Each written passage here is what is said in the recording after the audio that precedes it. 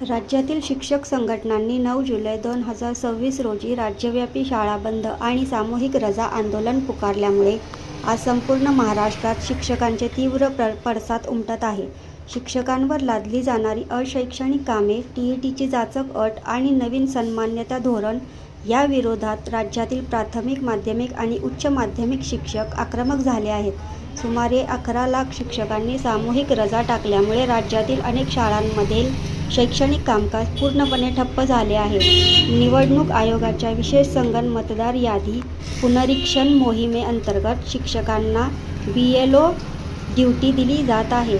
यामुळे विद्यार्थ्यांच्या शिक्षणावर परिणाम होत असल्याने या अशैक्षणिक कामातून पूर्ण मुक्ती मिळावी अशी मुख्य मागणी आहे.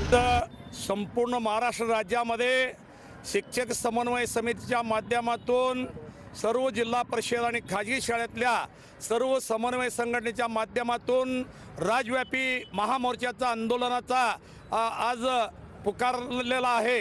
आज 5 प्रमुख मागण्यासाठी राज्य शासनाला जाग आणण्यासाठी सोलापूर जिल्ह्यातल्या सर्व संघटनेच्या समन्वयाच्या माध्यमातून अग्र क्रमांकाने TET परीक्षा ही रद्द झाली पाहिजे. शिक्षकांना 1 सप्टेंबर 2025 रोजी सर्वोच्च न्यायालयाच्या निर्णयानुसार राज्यातल्या आणि देशातल्या शिक्षकांना TET सक्तीचा आदेश पारित केलेला आहे.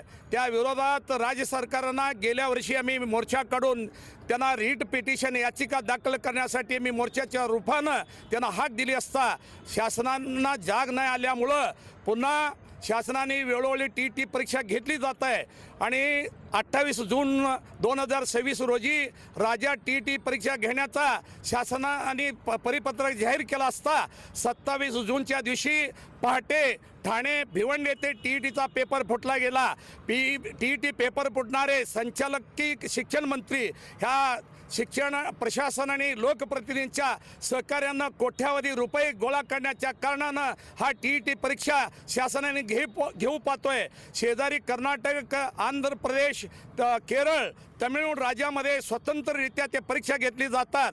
महाराष्ट्रामध्ये MPSC परीक्षेच्या धर्तीवरती अत्यंत काठीण्य पातळीच्या दृष्टिकोनातून परीक्षा घेतात.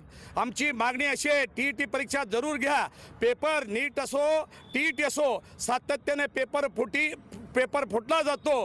कोट्यावधीचा रक्कम गोळा करण्याचा ह्या शासनकर्त्याचा डाव आहे. तो हाणून पाडण्यासाठी आज राज्यव्यापी आम्ही मोर्चाचा या ठिकाणी आंदोलन छेडलेलं आहे. आज जर पाहिला तर 1962 साली रतन खत्री नावाचा व्यक्ती मुंबईमध्ये मटका चालवतोय. आजपर्यंत त्यांचा मटका नंबर फुटला गेला नाही. या राज्यात सातत्याने TET आणि नीट पेपर फुटला जातो. हे कुठंतरी जाग आणण्याची ही वेळ आलेली आहे. अशा माणसाकडे जर आपण पेपर सुपूर्द केला अत्यंत चांगल्या प्रकारे पेपर घेतला जाईल आणि म्हणून आमची हक आहे की 90 ऐवजी 50 मार्काचा पेपर घेतला पाहिजे. काठीण्य पातळी त्याची कमी केली पाहिजे. जर तुम्ही घेणार नसाल आमच्यासारख्या आमदार खासदारांना आमदार पात्रता परीक्षा तुम्हाला द्यावी लागणार आहे. आम्हाला परीक्षा असेल तर तुम्हाला का परीक्षा नाही.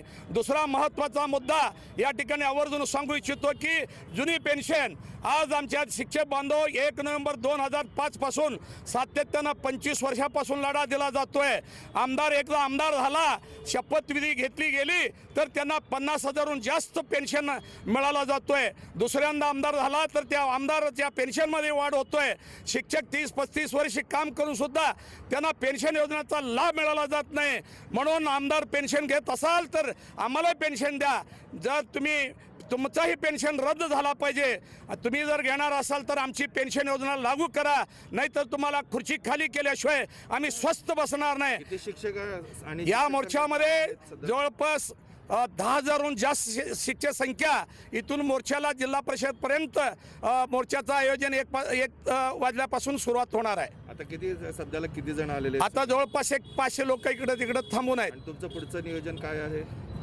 आज मोर्चाचा जर दखल घेतला गेला नाही शासन आज राज्यातल्या सर्व शाळा बंद करण्याचा हाक दिली गेली आहे समन्वय समितीच्या माध्यमातून. विद्यार्थ्यांवर याचा परिणाम होणार? विद्यार्थ्याचा एका दिवसानं कुठलाही परिणाम होणार नाही आहे. कारण आमचा सातत्यानं 8 वर्षापासून आम्हाला बिओलाचं काम देऊन बाहेर ठेवला जातोय. एक शिक्षक समान करण्या नावाखाली कमी पदं भरली गेले. 200 शिक्षक कमी दिला असताना आम्ही वर्ग अध्यापन करून चांगला दर्जेदार शिक्षण देण्याचा आमचा मानस असताना या शासनाने आमच्या जिल्हा परिषदेची शाळा ओस पाडून खाजगीकरणाला ऊत आणण्याचा हा कुटील डाव ह्या शासनकर्त्यांचा आहे.